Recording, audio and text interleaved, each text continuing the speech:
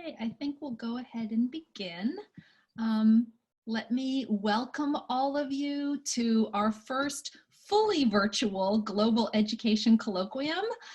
This is an experiment, but we're very excited to be trying out this new, hopefully very interactive way of presenting cutting edge research in the field of global international development and peace education from around the world. My name is Christy Kelly, and I'm one of the faculty members here in the School of Ed, and I'm excited to be introducing Phoebe Linh Doan, who is zooming in from Michigan today. We regret she's not able to come on campus, but we're excited that she's able to make the time to join us and that we've had so many wonderful people from around the world also here today. So for those of you new to the colloquium, I kindly ask that you mute your microphones, and we will have plenty of time for question and answer at the end of the presentation. If you have questions, you can chat them into the chat box, but we'll also have an opportunity to open mics and to have a broader conversation at the end. So let's begin. Let me introduce you to Phoebe Linh Doan. She's a doctoral research fellow and PhD candidate at Teachers College, Columbia University in New York City. Her research interests include issues in educational testing and academic dishonesty in Southeast Asia. In addition to her research, she teaches undergraduate and graduate level courses in quantitative methodology, public opinions in education, sociology of education, and large-scale international assessments. She earned her MA in International and Comparative Education in 2015 and an MS in Applied Statistics in 2018, both from Teachers College at Columbia University. She has bachelor's degrees in mathematics and communications from the University of Washington in Seattle. Phoebe also works as a data analyst at the National Center for Education, Schools, and Teaching, which is also affiliated with Teachers College. Her research there focuses on high school to college transition and education equity for low-income students in Michigan. So without further ado, let me introduce Phoebe, and she'll be talking today about some of her dissertation research on understanding academic dishonesty as a social process, where her research is based in Vietnam. Phoebe, I turn it over to you to take over as soon as you feel comfortable. Yes. So hi, everyone. Thank you for joining in. It's my first time doing the presentation online, so we will try to, get through this together. So my dissertation is try to understand academic dishonesty, but not at the personal or the student level, but instead try to looking at a social factors and try to understand why this phenomenon is so severe in certain countries, especially where I came from, Vietnam. So just a bit of background about me. I went to the States when I was in 10th grade, but before that I went to one semester in a special high school in Vietnam. It's called High School for Gifted Students. I'm not really sure if I'm like truly gifted, but basically the school is a very high performing school and it's very hard to get in. You have to take a special exam in order to be admitted. And also the environment of the school is really competitive. And I just feel generally don't feel like I belong in this environment. So I applied to a scholarship, and fortunately I was able to attend a school that you see on the right side. That's my high school in the state. It's in Hawaii, and it's an all-girl Catholic school that focus not just on like getting good grades and get into college, but they centrals on community service and everybody kind of be friends and had a very nice environment. So when I was in this high school in Hawaii, I was in a cultural shock almost. Basically what I experienced in Vietnam was that everybody in my classroom kind of cheat in the test or exam. We would have a little, like very small piece of papers, and we would write, like all of the formulas or all of the date in the historical book in this, and then we would copy it in our exam. Can you do the next slide? Yeah, this is a comic that I found online, but it's got exactly my experience when I was in Vietnam. So the teacher kind of knows, but they know the student cheat, but somehow they just kind of turn their back and ignore the whole thing. But the same activity happened in the state. However, you guys call it open book exam. And actually the student was encouraged to prepare, and we call it cheat sheet as well, but it's not cheating for some reason. To prepare like a one-pagers that summarize everything that they study, and they are encouraged and allowed to bring in the test. So it's exactly what we did in Vietnam as well, but the same activity was deemed as cheating. The students themselves would feel bad when they looked at these cheat sheet, and the teacher would also feel bad when they kept the student. That's why they kind of turned it back. However, I feel like these situation will get more severe when it comes to our entrance exam to college. In here, you have the SAT when you can take it several times, and you have, you know, like other factors that you would be considered by the admission office in order to go to college as well. But in our country, it's like the one-time deal. You would have one day that you would take two subjects, and the other day that you will take another subject. So the score of those three subjects together will determine whether or not you get into college, and that's about it. There's no other factors that, you know, like your social activity, like on your volunteering, does not matter. I think the school, some of the university have been changing recently in Vietnam, but generally that's how people get into college. Can you do next?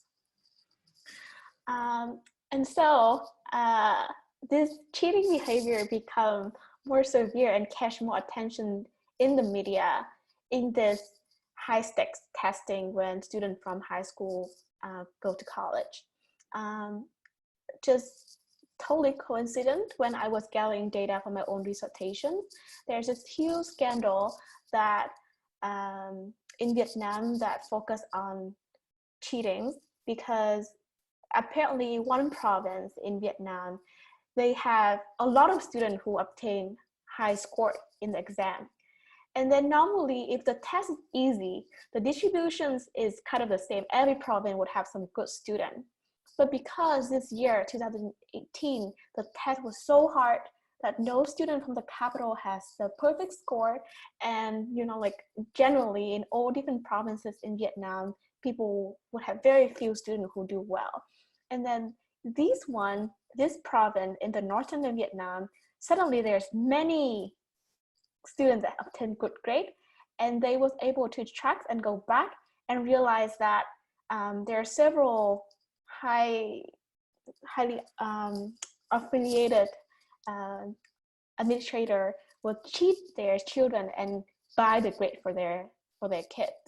So this become like a huge thing on the media, and people would go back and talking about how cheating was so severe, and it's like the thing that everybody knows, but nobody dare to talk about in Vietnam.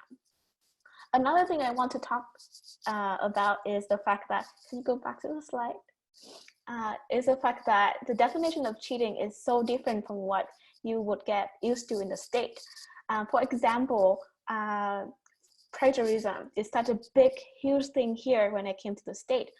But even the biggest guy in education in Vietnam, the Minister of Education himself, was accused that he plagiarized himself in his own dissertation.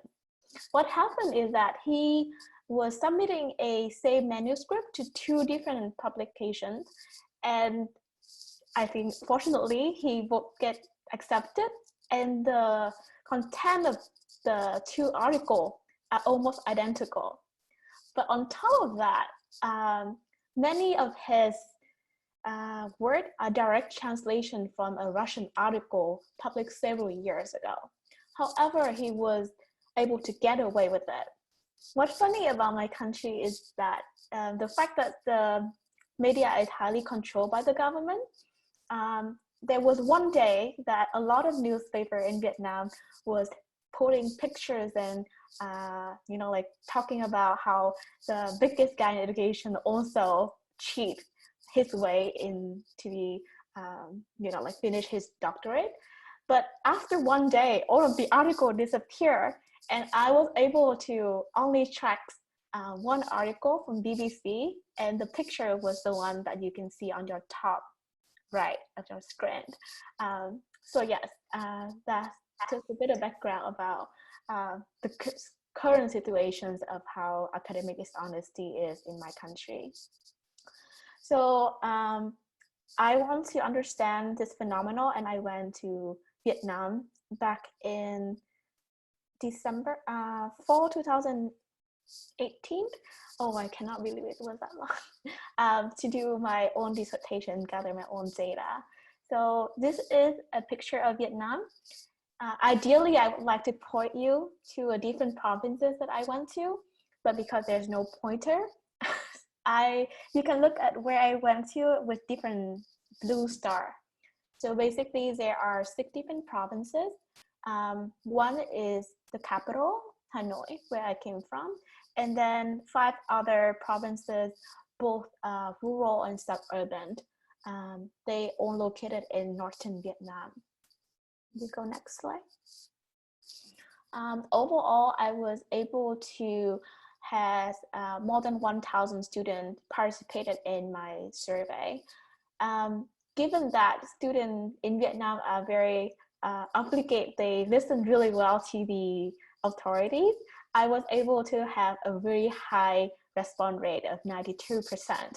And then when I try to go into different school, I try to go to both public and private school, and also some of the specialized high schools similar to the one that I went to when I was in Vietnam as well. The reason for that is because these specialized high school had a very stressful environment, and the literature has been suggest that under this high stress to perform well, the students are more likely to cheat. However, I had quite a diverse background for classroom as well. For the school in the capital or bigger city, the class is a lot more crowded. It's similar to the picture that you see on top right. It can go up to 49 students per classroom. But for the other lower income school, as well as they locate in further away in rural area, the classroom is a lot smaller. My smallest one is only 15 students per class. It's not necessarily like a good thing. Like in general, when you talk about classroom size, it's more like the smaller it is, the better, the more attention you can focus on the student. But actually, the better school tend to have more students in Vietnam, and the lower class size can indicate that maybe it's not a wealthy school. They don't have enough facility to host so many students, or they may not have enough teachers as well. Can you go? So I try to look at academic dishonesty like a disease.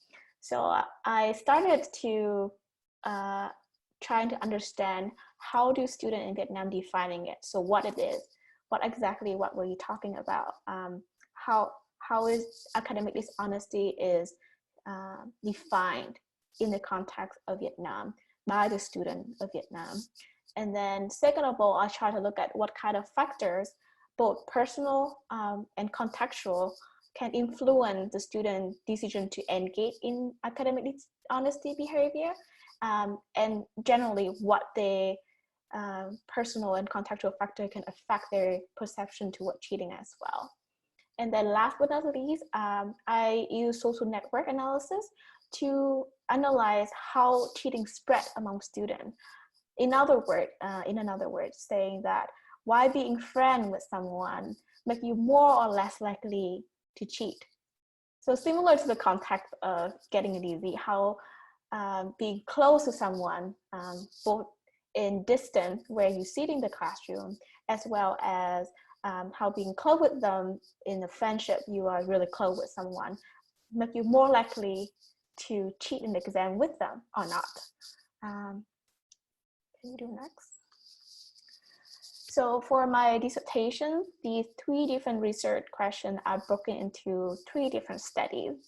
And I use different social theory as well as quantitative methodology to analyze these research questions.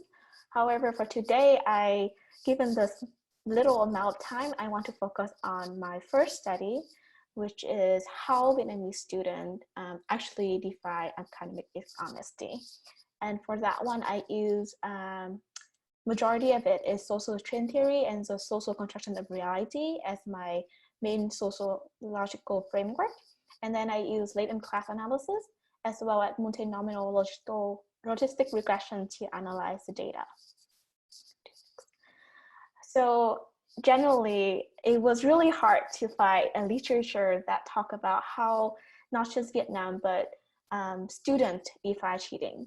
And then it not just the student, but when it comes to anyone, researcher, teacher, can you do next? So students in general, they do not have a consensus of what is college cheating, but also the faculties do not have a consensus. And also the researcher also, when we do research, there are so many different ways to define it or focus on it. So one of my favorite quote when I do literature review is that academic dishonesty appears to be one of the phenomena that few people can define exactly, but somehow when you just recognize it when you see it. It's like a known or like a visible thing that you cannot really touch, but when it's present, somehow you just know. And then I will, that's just my inspirations to do this first study to see if is it true that the students just generally know when it comes to what is cheating in Vietnam. Next. So everyone who complete my survey will be presented with 15 hypothetical scenario, and they can choose for themselves whether or not the scenario is college cheating, and also another option to see if it is cheating, then what is the correct punishment that the student should be received. And then I use latent class analysis to cluster students into 3 different groups based on how they define cheating. And then I use the logistic regressions to understand why, what kind of factors, gender, socioeconomic status can explain the membership of these LCA result. And all of the cleanup and analysis was done with Stata 15. Next. So this is just a general overall descriptive analysis of what the 15 scenarios are and the overall distribution of how many % of students are saying that these scenarios are cheating. It's a lot of like words and complications, so I will try to break it down to you one by one. So all of the among all of the 15 scenarios, the red one here are the one that majority of students agree that this is a cheating behavior. So a lot of these behavior are central on the exam scenario. So student cannot bring exam into and use them in exam. Majority of students agree that it is cheating. And then also the story about bribing. If the teacher gets some gift and then the teacher tells student the question in return, then a lot of students also think that it's cheating. Like there's one funny story for scenario 15.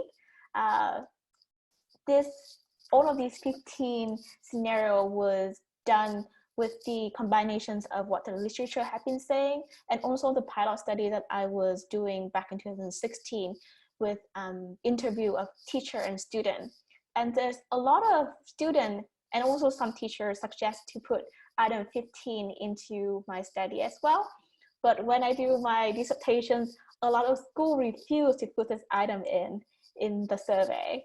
And because of that, I cannot do a statistical and prove that this item is, like an interesting item. But the fact that for me, some schools refuse to led me to administrative services item is already a interesting finding by itself. So the questions, I don't know why, but maybe they was afraid that the school sometimes offering tutoring class, and it was held within the school as well. And they just don't want to deal with the fact that potentially this kind of tutoring class can hurt their own reputations. That's my hypothesis. But as someone who's trying to do research, I have to maintain a good relationship with the school administrators. And if the school are not allowing me to put this item in, I just have to let them be. I'm going to do next. And then on the opposite side, we have 3 items that generally the student don't think that is cheating. So these are questions related to homework.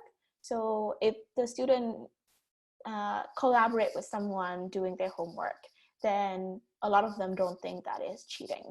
And then if the student just go to tutoring class outside of their classroom alone, then a lot of students don't think that is cheating as well. Next. But for me, what is more interesting are the one that the student do not have consensus about. So these are questions related to copy someone's homework or letting someone to copy your homework. These are questions related to if you obtain a question in advance, but because you ask someone who is your friend from a different classroom who took the same test. Or this is the one about plagiarism as well. For example, if you look at item 7, so student A copy material from textbook or supplemental book into his or her homework. Or number 8, student A copy a few sentences from books or magazine without footnoting them in a paper or assignment. For Western students, these are clearly cheating behaviors. Many of the American students that I was able to do piloting with, it's very close to 100%. Actually, all of the items for plagiarism in the US in my pilot study is very close to 100%. However, in here, you see that more than 2/3 of the students in Vietnam don't think that it's cheating. They don't think that it's wrong to copy a few sentences of a book here and there into an assignment. It's wrong. And then for me, that is very interesting. But then again, the definition of cheating lie into, it's very thin line between what is cheating and what is not. Let's go through a few examples. Go next. For example, these 2 scenarios are basically saying the same thing. The student has the questions before they taking the test, but one is because the parent of the student bribed, and the other is because the student tried to get this question from someone they know. There's some kind of work that the student have to do themselves, and as a result, the student think that if that's their work, that's their connections, then it's less likely to be counted cheating. Versus if the parents doing it, then it is more likely to be done as cheating. Can you do next? And similarly, going to tutoring classes. If you go to tutoring class and then you get the question in advance, then it's more likely to be done as cheating. Versus if you just go to tutoring class without, your purpose is not getting the material in advance, then it's not cheating. But in reality, there is many students who go to these tutoring class by the teachers because it would be very similar to what they would see in the actual test. Can you do next? Okay, so if the parent, again, very similarly, we see that if the parent hires someone to complete student A homework, then a lot of students think that is cheating. However, if the student himself or herself asks the acquaintance to complete their homework, then it's not so clear whether or not it's cheating. Okay, do another one. Here's other items related to plagiarism. If the student A copy word for word, then a lot of students think that it's cheating. However, if the the literature translation of the word for word is missing, a lot of students don't think that it's cheating anymore. If you just copy generally an idea from a book or textbook, even without footnoting them, then they don't think that it's cheating. We will talk more about this idea when we discuss the implication of this problem. But let's move on. And then another one that I think would be interesting is in here, students in Vietnam think that letting someone to copy your homework and copy someone else's homework is not really cheating. So there is like almost half and half of students. Some students think that is cheating and some do not. So can you do next? Just back then we do one by one item. So we was able to look at every single items and then look at the pattern. But it would be interesting to see the combinations of all the answer. What are the students most likely to agree that is cheating and what is not? Because I have 15 different scenarios, so the total combination would be 2 to the power of 15, which is more than 22,000 of scenario.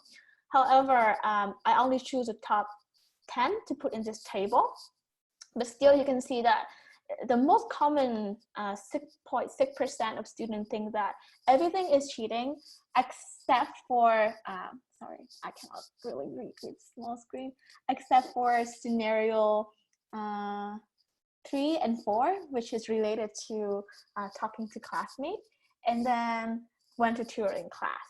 For the other popular is also related to plagiarism and other scenario. But you can see my point here is that if you look at these combinations one by one, it will take forever and it's not really efficient way to analyze them like this. This is where LCA come into handy. LCA is a methodology that can break in students into 3 different groups based on how they answer these 15 scenarios. So in the blue lines are the liberal students. These students are the ones that have a very lenient opinions about what counts as cheating and what is not. On the other spectrum, we have the rule follower, the one in gray. So they think that more cheatings, they're more likely to think that all of these scenarios are cheating. And in the middle, we have the moderate, the one who only select certain behavior to be deemed as cheating, and then the other, they think that is okay, is not cheating. So can you do next? This is the, again, very similar to the first one, but then it's broken into 3 different groups of students. Next. But so across all of the items, there are many of the items that in 3 groups students are agreeing with. That is definitely cheating. These are item number 2, 12, 14, and 15. Next.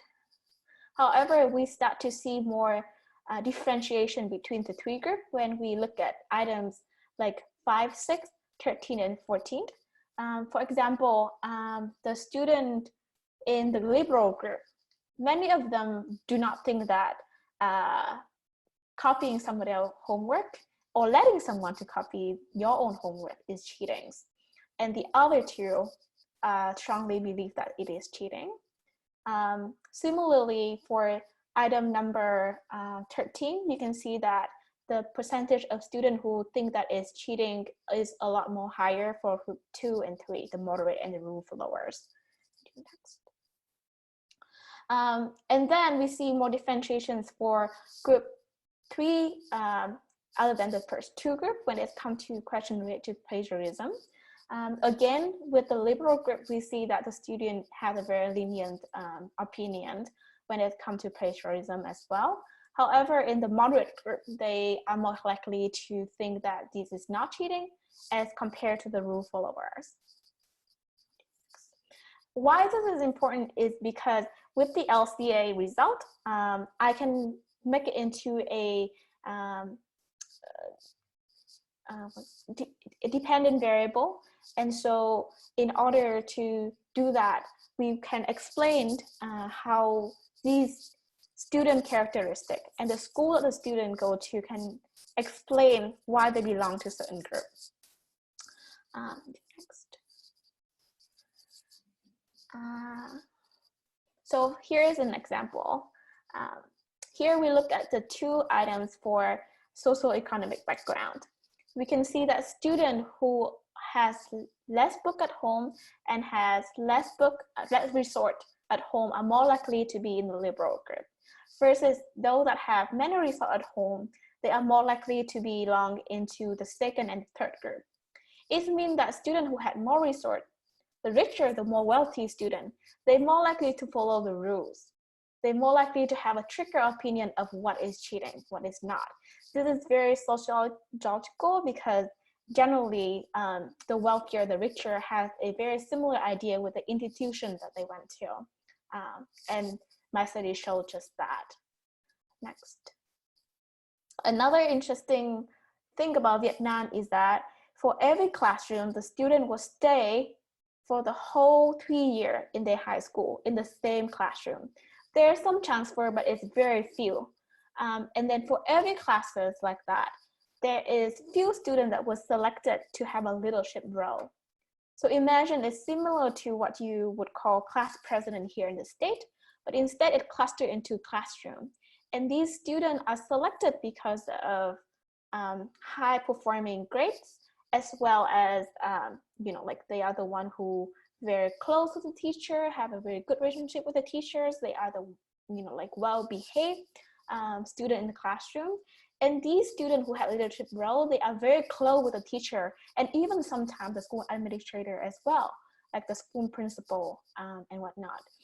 So you can see that if the student have leadership role, immediately they are more likely to belong into group 2 or 3, the rule follower and the moderate. Another interesting thing with the student variable is when you look at whether or not the student think that diligence is important classroom cultures. If the student don't think so, then they are more likely to not belong in group 1, which means that they're more likely to belong in group 2 and 3. In other words, if the student think that diligence is important, then they are more likely to, have a very negative attitude towards this behavior, and they are more likely to think that these behaviors are not fair, so therefore it's cheating. When I look at the school or classrooms, another interesting thing I found is that for schools that belong to Ha Tĩnh, which is a province that just accidentally furthest to the capital, all of the students are more likely to belong in class 2 and 3. Perhaps my hypothesis here is because even the teachers and the school administrator in the school, they do not have a really clear understanding of what plagiarism is. So as a result, the student in these classrooms are a lot more likely to belong in group 2, the one that think almost everything is cheating except for item about plagiarism. So that is for me very interesting. And lastly, if the school is a public school, then the student also more likely to think that to have a trigger views on academic dishonesty, versus if the school is a private school, then a lot of students have a much lenient way to think that, oh, all of these behavior are okay, it's not cheating. So overall, what does that mean? We understand that there is a very thin line between what counts as cheating and what is not. Even it's almost the same behavior, but who did it and how they did it can make a very clear distinctions between whether or not it is cheating and what is not. So students need a clear guideline from the school teacher and school administrations, and also the justifications of why certain behavior are accepted in school and what are not accepted in school. We can also say that there's different student and classroom characteristics can be used to understand how students cheat or define cheating differently. So that the socioeconomic status, if the classroom structures, the fact that there's one student in one or two students in the classroom that has leadership role that can definitely change the dynamic. And then we can understand that classroom climate can also affect whether or not students define cheating differently.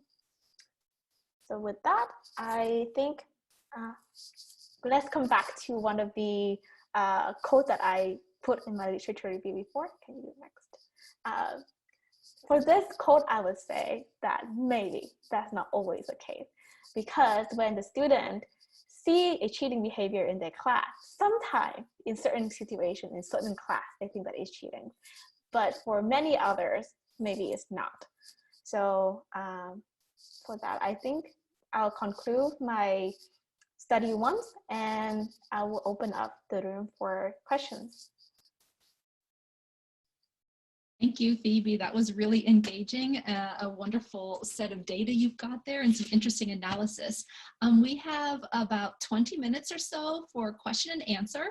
And so if you can either chat your question into the chat box and we'll read it out for Phoebe, or if you'd like to raise your little blue hands via the chat box, we'll call on you to make sure we have plenty of time for Q&A.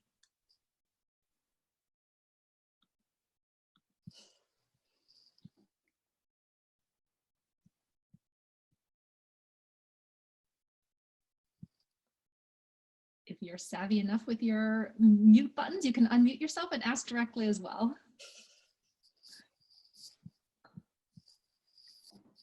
Sure. I'll ask a question to get started.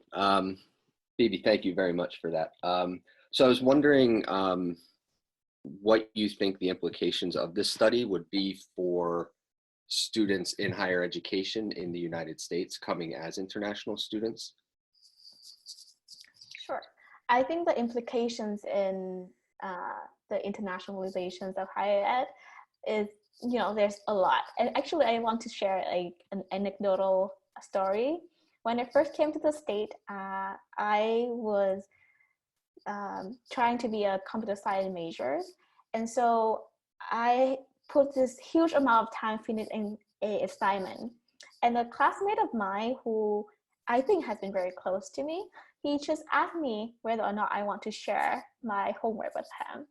And because of my culture and background, I do not even think twice before I share this assignment with a student of mine. And then a week later, I was called into the teacher office, and I had two options. Because the friend that I went to, he submitted exactly assignment as if it's his own. So I was the one, both me and him was getting into trouble. The first option I got was I proved that it's my own work, and then he would get an F for the whole class, and he will be expelled for one semester. And the second option is that if I stay quiet and I do not expose my friend, then both of us have an F on the assignment, but then he would be able to stay in the class. I was so shocked. I didn't even know why the punishment was so severe. And I didn't even know why the fact that I shared my homework with someone is, like so wrong like that. So after a long thinking, I chose the second option. However, there's just this lingering feeling of being wrong that's still in my mind even until this day. And as an international student myself, I can totally imagine that other students from other countries who do not have a good understanding of American classroom rule, how they would have a very similar situations like mine. So I think the implication for that is before in the orientations, every student that came from a high school or undergraduate that outside the United States have to have some sort of a seminar that tell them exactly what are the American expectation of international student is. So for example, plagiarism. In Vietnam, because we only have one sort of textbook, only one textbook. So nobody can remember what is the author of the textbook. Actually, the authorship is not that important in Vietnam because we think that the knowledge is owned by everyone. it's a common knowledge that should be acknowledged by everyone, and nobody own any knowledge. Versus in America here, you value more of the authorship. So for example, if I work really hard and do this study, I want to be acknowledged by my peers and other students who start my work. However, in Vietnam, students just take facts for granted, and they just don't understand in general why you have to cite somebody is such an important values. So definitely with more international students coming to the States or any other country in the world, it's better to have everyone on the same page, even as early as the first day they started their journey.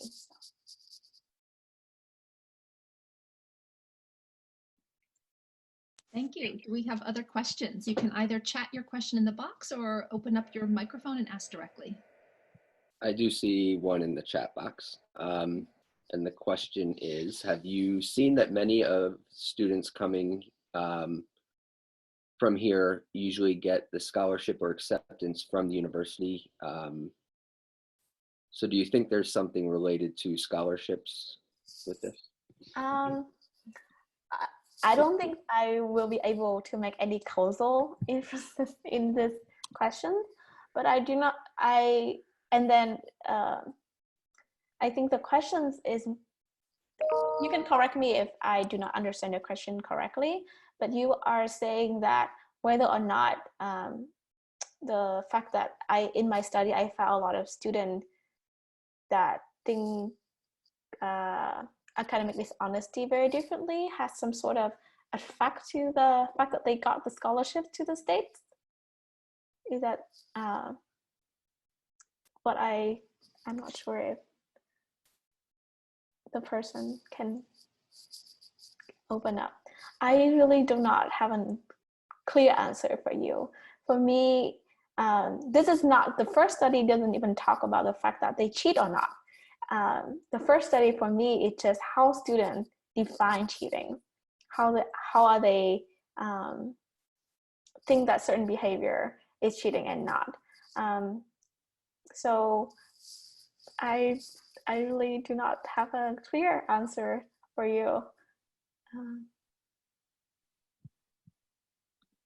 Thanks. Hi, Phoebe. I have a question. I was wondering if anything came up in your research about the types of assessment where it's either easier to engage in cheating or where students felt like cheating was more prevalent. I don't know if that falls under study 1 or would be under study 2 or 3. Can you repeat the first part of your question? Sorry, your mic was not. Oh, sure. I was wondering if the type of assessment, if there was any relationship between the type of assessment and then whether or not there was people were cheating or there were thoughts or worries about cheating. Yeah, so actually for study 2, I talk more about whether or not they decide to cheat, and if so, what kind of form of test they are more likely to cheat. In Vietnam, there is a lot of concentrations on memorizations. So the students are tested mostly on how they memorize things. And this is why, open book exam is not possible in many cases. Or in general, the teachers just don't feel comfortable to allow a open book exam, because again, the focus is not on whether or not the student actually have an opinion or what their opinion is about an issue, but rather than testing their memorizations of what is the event, when it happened, things like that. So the student actually are more likely to cheat in the tests that require memorization in all cases. For homework, they are more likely to cheat as well on the type of subject or tests that require more memorizations, but they most likely to think that is some sort of collaboration rather than they do not feel comfortable to label it as cheating. Hope that answered your question. It does. Thank you. Yeah.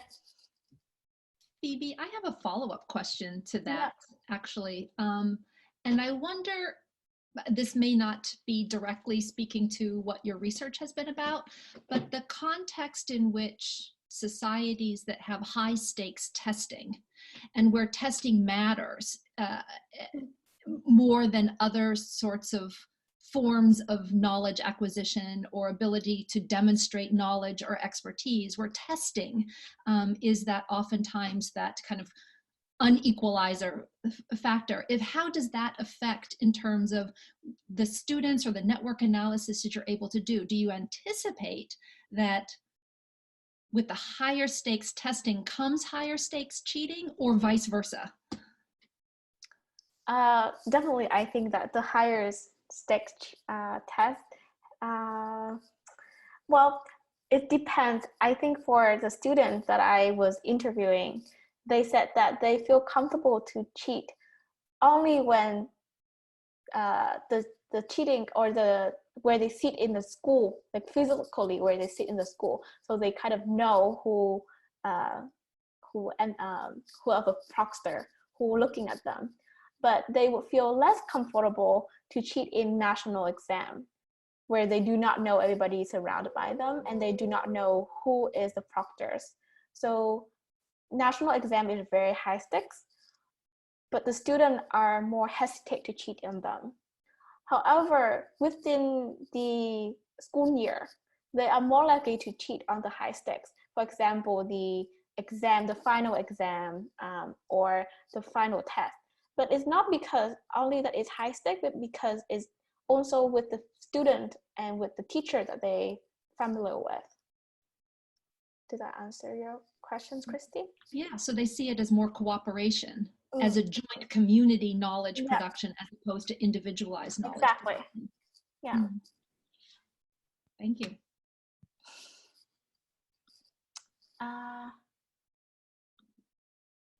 I don't see if there are any chat message questions coming through. I'm sorry, the chat seems to be disabled on my end, so I apologize. Please you read out your questions or speak. Yeah, I can read them.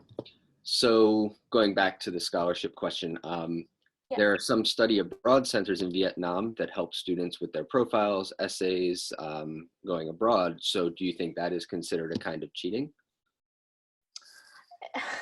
Again, it's my personal view that I think there's a lot of questions about what you think is cheating.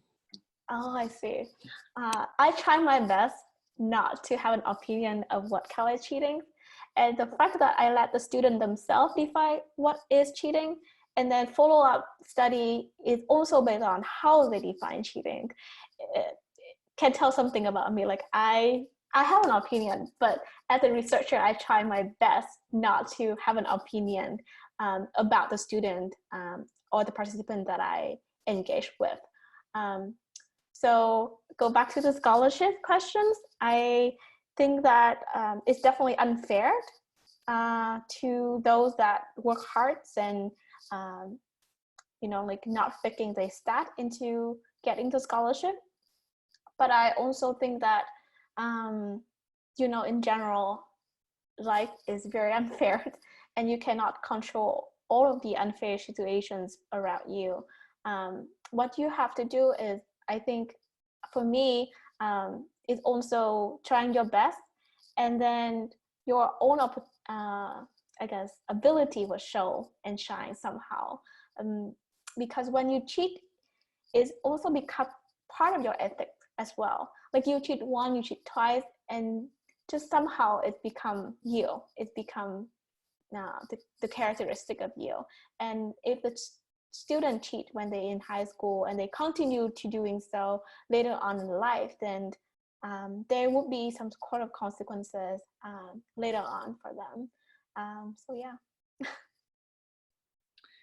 I just wanted to say, Phoebe, this was a great presentation, but also wanted to add to that like scholarship We idea. have time for a couple more questions. Yeah. Can you hear me? Yeah, I can hear you. Okay. Can you say your name so I can find you in the? I'm Amanda. Okay. So I think that it's important to realize that like not only are there places in Vietnam that help students build those profiles and essays, that happens in the US a lot as well. Yeah. And so it's not like we can't define it in just one space. And I didn't know if you knew that that existed in the US as well, but I wanted to add that in there just for your information. Okay. It's a really interesting study, and I appreciate that you were willing to share it today. Yeah, thank you, Amanda. You're welcome. We have one more online. Regarding your study, do you have any implications for policy making? I think, like, I briefly talk about the internationalizations of higher ed. So for the US implications, it could be to have a policy that mandate all of the international students to understand the standards of the US, what kind of cheating in the US and what's not.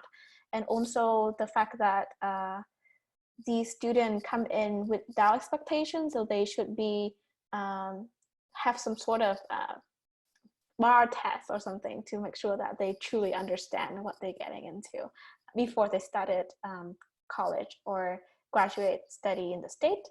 For school in Vietnam, I think that the school definitely should have a much clearer of what college cheating in some sort of documentation. It shouldn't be just something that you expect students to know. It shouldn't be something that's like a norm, like nobody really defining it, so students feel free to do whatever they want. When they do this document and laying out what is cheating, like an honor code in the States, in some way, they also should explain to the student why you have to hold this value or hold this behavior very seriously, because it had implications so much later on in their life. And maybe another thing is for the national level, change the way that test is made, that it should not be, that the student should be admitted to a college not only on an exam that may not show all of their potential or ability.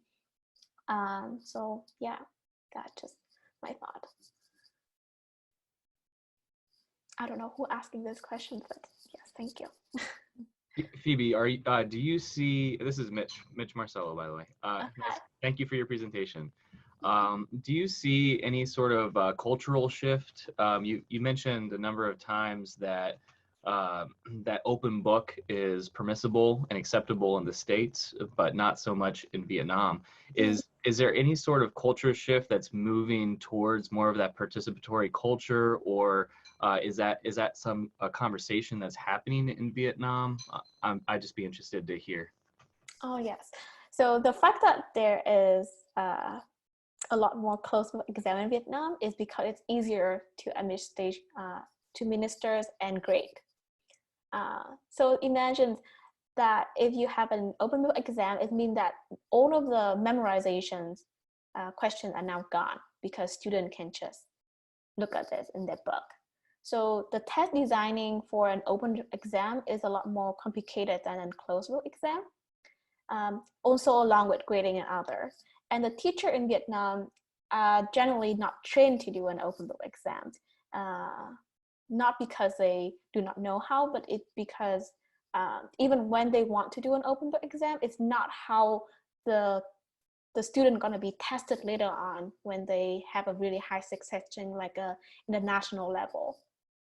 But at the national level, there is a pushback for open book exam is because they cannot have a fair system to grade if it's open book exam. So there's a lot of back and forth between, yes, I want to have more option to test the student, but also I don't know how to evaluate it fairly. If that answers your questions. Thank you very much. Yeah.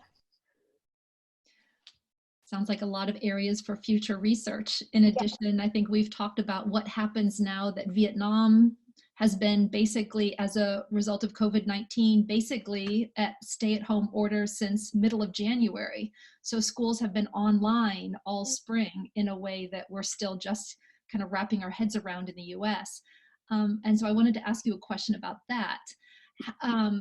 Vietnam has, as a policy, not really been open and supportive of online learning, or even supporting their own students at getting online degrees, because of the concern that cheating is easier in online contexts. How do you think that this new situation that the Ministry of Education is facing is going to impact these debates? Will it shape the debates in new ways? There are several things that I want to say. First is because I do not see online learning would be a popular form of learning in Vietnam anytime soon, given the fact that the country population is generally not really wealthy. There's not many students who can afford laptop or have their own internet connection even. So Vietnam is a country when they really focus on equity, and they want to make sure that everybody can get the same kind of quality of education, and it should not be affected by the fact that they have a laptop or they have good internet or not. But related to specifically why online learning is a concern, because it's more likely to cheat, students are more likely to cheat an exam. I think that again, it's about how would you test the student ability. If similar to an online exam, it's open book because the student can do Google search, they can ask their friend, etc., or ask someone in their room. Then how would you test something that's a student, whether or not the student truly learn? And that has been a struggle not only to Vietnam, but for many online learning platform in the state as well, from what I understand. But again, I think the student should not focus on achieving high test score. That majority of the student in my survey has been expecting that. They think that obtaining high grade or better grade is one of the highest motivation for them to study. And I think that that should not be the case. You should study and you should learn for your own good, for your own, to become a better person, for understanding a problem that you've been struggling to understand with. Is not just to obtain a better transcript like an A or something like that. So I hope that answered your questions. Thank you so much. It's been really a pleasure to hear about your research as it continues to evolve. I hope that you will join us again in the future as you continue your data analysis, and good luck with your dissertation. Thank you everyone for joining us today. Just as a reminder, this has been recorded. I want to thank Brian McCommons, who has been graciously sharing his screen, and Eric O'Brien, who has been managing the Zoom room for us and making sure that everybody is able to access the space. Please join us next month. We will have a wonderful presentation on the current context of education in, shoot, I don't remember, I apologize, but we're going to have another one. We'll send out information about it. Thank you all for joining us today. And thank you, Phoebe. Thank you all for joining me.